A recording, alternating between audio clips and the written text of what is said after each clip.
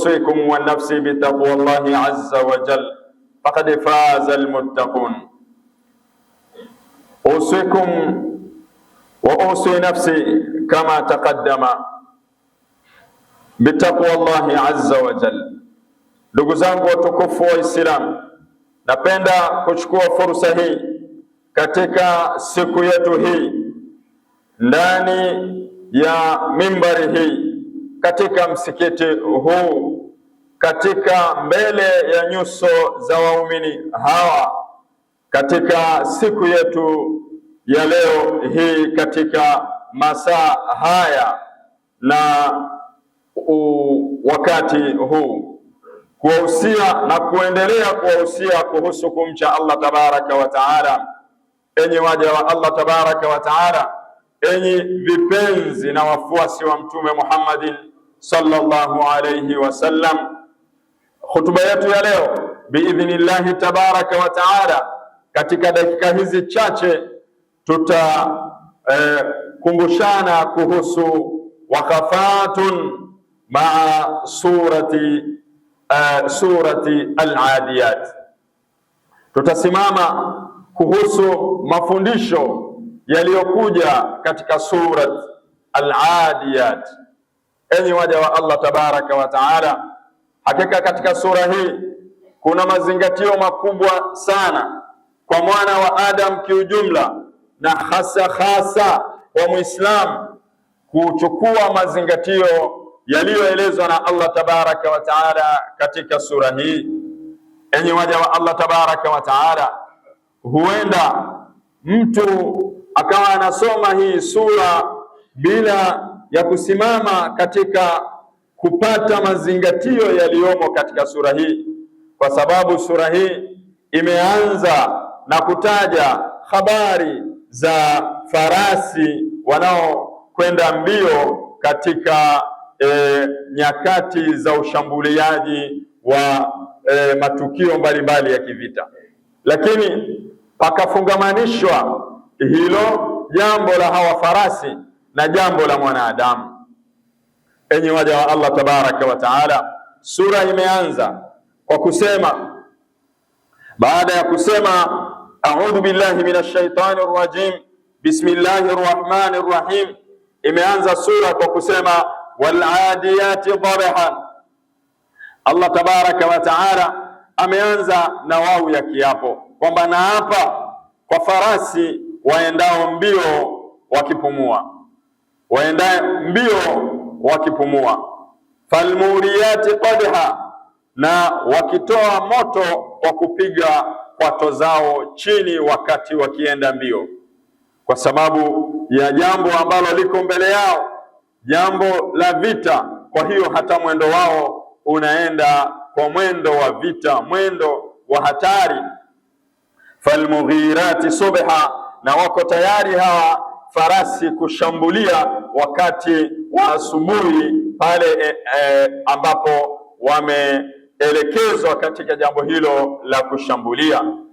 Hii sura imeondoka na muondoko huo, imekuja na muondoko huo, kisha ikasema faatharna bihi naqa, kwa tukio hilo la ushambuliaji wakawa wanatimua vumbi la kivita ambalo linatokana na juhudi wanazozifanya hawa farasi baada ya kuwa wameamrishwa na yule muamrishaji. Fawasatna bihi jam'a, hawajahofia hawa farasi kuingia na kushambulia watu ambao mbele yao wana silaha, lakini hawa farasi hawajaogopa jambo hilo, wameshambulia na kushambulia na kuingia katika kundi la maadui kati kabisa bila ya uoga. Allah tabaraka wa taala baada ya kuwasifia tu farasi kwa muondoko huo akasema innal insana lirabbihi lakanud, lakini mwanadamu kwa Mola wake hakika ni mbishi. Enyi waja wa Allah tabaraka wa taala, katika aya hii ndio kuna mafungamano makubwa kabisa ya mahusiano ya farasi aliyeelezwa na Allah tabaraka wa taala katika hatua ya ushambuliaji wake na tukio zima la mwanadamu mbele ya muumba wake. Farasi ambao katika maisha yao, kati yao na kati ya yule anayewachunga hufanyiwa mambo mawili tu. Huko nyuma farasi ilikuwa hafanyiwi zaidi ya mambo mawili. Jambo la kwanza ni kupewa chakula, yani kupelekwa sehemu maalum ambayo atachunga na kupata ghilafu yake, na pia jambo jingine ni kupewa maji ya kunywa. Lakini kwa neema hizi mbili za kupewa chakula na kupewa maji ya kunywa, huyu farasi anapokamatwa na yule mkamataji wake na yule mpandaji, akaamrishwa ya kwamba sasa tunaingia katika jambo ambalo ni kubwa zaidi, ambalo utaweza kwenda kutoa uhai wako ewe farasi. Alikuwa farasi yule yuko tayari kuyaingia yale magumu kwa sababu ya neema ambayo anaijua, ambayo anafanyiwa na yule bosi wake, nayo ni kupewa chakula na kupewa maji ya kunywa. Lakini mwanadamu huyu kwa muumba wake ni mbishi. Amepewa maji ya kunywa, amekunywa; amepewa chakula, amekula; amepewa nyumba ya kuishi, ameishi; amepewa neema ya mke, amepata; amepewa na neema ya watoto, amepata; amepewa na neema ya mashamba, amepata; amepewa na neema ya magodauni ya kuhifadhia bidhaa zake, amepata; amepewa neema ya kipando, amepata; amepewa neema kadhaa wa kadhaa, amepata. Lakini anapoamrishwa na Mola wake, sasa ameelekezwa na Mola wake kwamba amtii bila ya kumshirikisha na kitu chochote, utaona huyu mwanadamu ni mbishi. Innal insana lirabbihi lakanude, ni mbishi. Pamoja na neema zote hizo tulizompa Allah tabaraka wa taala, anasema lakini huyu mwanadamu kwangu mimi ni mbishi.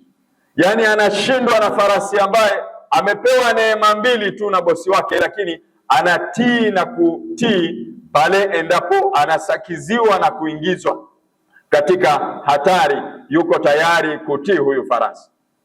Lakini huyu mwanadamu pamoja na neema mbalimbali nilizompa, na nikamwambia wa in ta'uddu ni'matallahi la tuhsuha, hata kama utazihesabu hizo neema za Allah tabaraka wa taala alizokupa hautoweza kuzihesabu. Lakini pamoja na hivyo huyu mwanadamu ni mbishi katika kutii maamrisho ya muumba wake.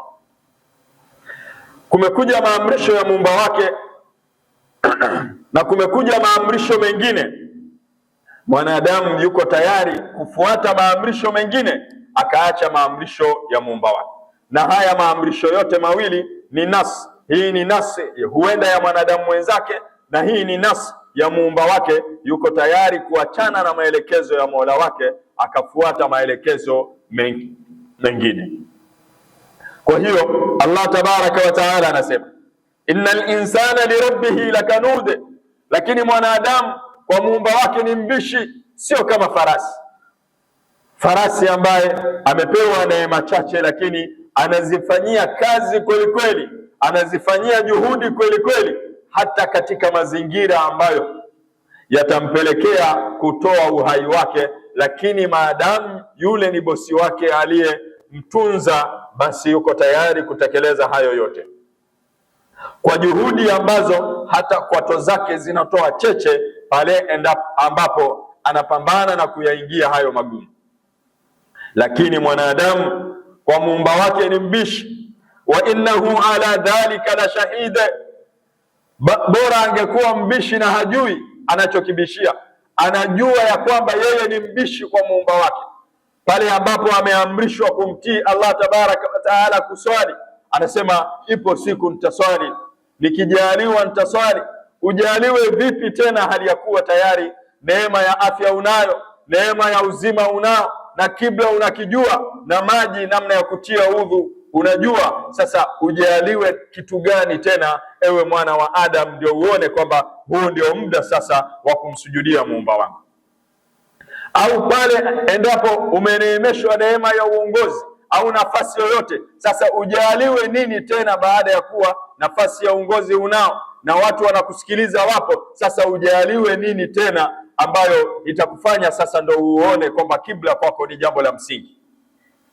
Innal insana lirabbihi lakanude, hakika mwanadamu kwa muumba wake ni mbishi. Ni bora maneno haya angekuwa anasema mtu, ni bora maneno haya angekuwa anasema mtu wa kawaida, ni bora maneno haya angekuwa anasema mtu mwingine, lakini maneno haya anasema Allah tabaraka wa taala, wa huwa asdaqul qailin, na yeye ni mkweli katika wasemaji. Anayesema Allah tabaraka wa taala, mwanadamu huyu kwangu mimi muumba wake ni mbishi, na hilo la ubishi ni shahidi, yeye mwenyewe ni shahidi. Sio kwamba atahitaji mashahidi wengine, yeye mwenyewe anajua kabisa kwamba mimi ni gwiji wa ubishi kwa muumba wangu. Kisha Allah tabaraka wa taala anasema, wa innahu lihubbil khairi la shadide, lakini kwa kuendelea kupenda matamu ni mwingi sana, anamzidi hata farasi. Farasi amepewa mawili tu, yuko tayari kutii na kumtii yule bosi wake, lakini yeye tumempa mengi zaidi ya hayo, lakini bado anataka kheri na anaomba kheri mbalimbali, hali ya kuwa yeye amembishia muumba wake katika kumtii na kumwabudu bila ya kumshirikisha na kitu chochote, kumtii na kufuata maamrisho yake, kumtii na kufuata maelekezo yake. Laqad qultum ma sami'tum was'alu Allah wa antum muqinuna bil ijaba.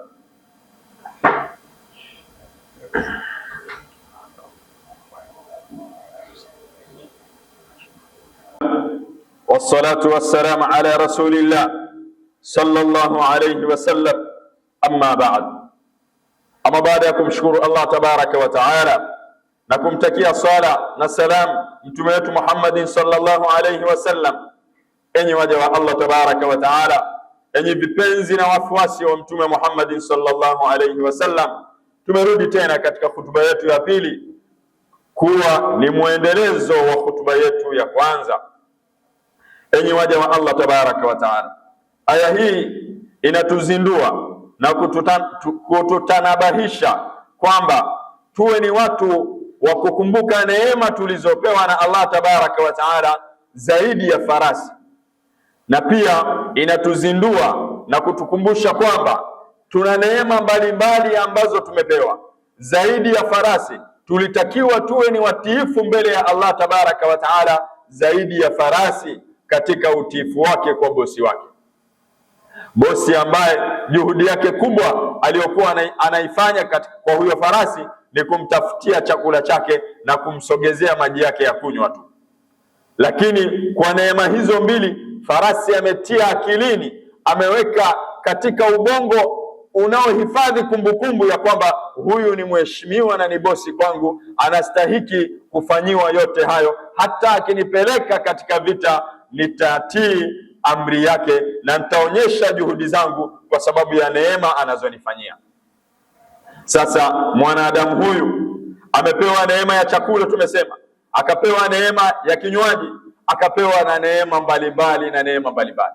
Kubwa kuliko hizo amepewa neema ya Uislamu, lakini pamoja na hivyo haufanyii kazi Uislamu wake. Lakini wa innahu lihubbil khairi la shadide, hajaacha tabia yake ya kupenda kheri, ya kupenda matamu, ya kupenda mazuri, lakini hayo mazuri anayoelekezwa kwa Mola wake ili ayapate namna yalivyo katika njia iliyo sahihi hayataki. Anataka huyo awe ni mtu wa kheri, asiwe ni mtu muovu.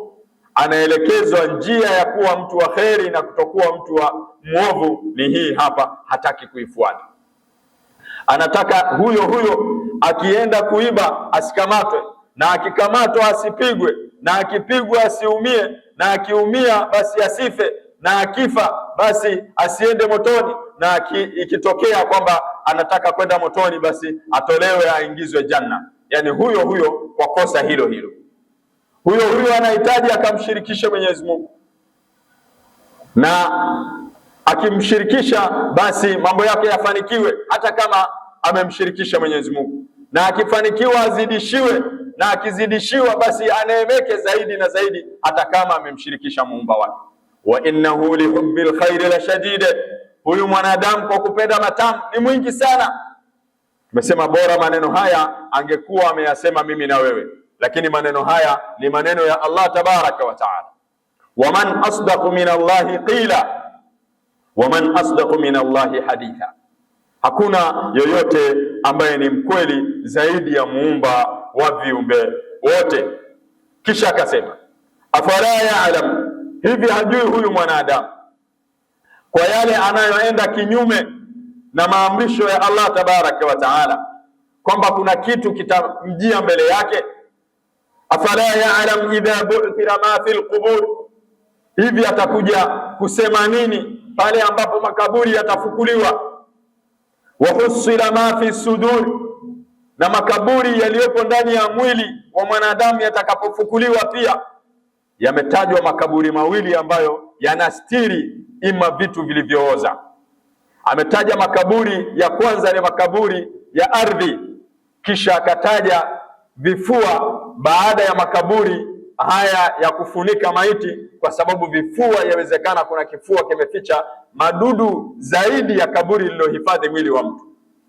Kwa hiyo akataja kwa mfuatano, akasema afala ya'lam idha bu'thira ma fil qubur, hatambui kwamba kipi kitamjia baada ya kufukuliwa makaburi. Ni maana watu watasimama sasa.